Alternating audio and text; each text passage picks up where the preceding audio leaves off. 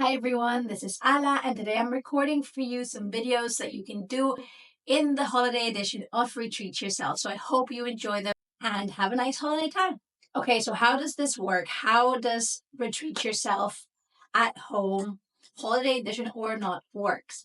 So the idea is that I provide you with a couple of instructions so that you can follow throughout the weekend or whenever you find time for yourself.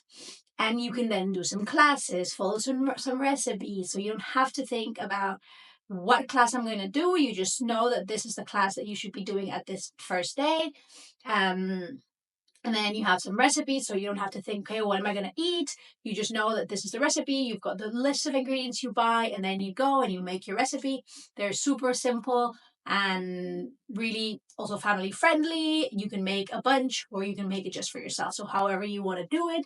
In this occasion, because the holidays, then I decided I'm gonna actually do some live classes because yeah, like a little treat to you guys. So just to thank you for all the support during the year.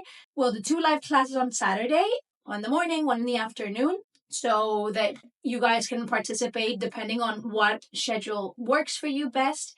And so I'll be yeah, doing some classes for you, and hopefully you share with me your experience and moments you get a chance to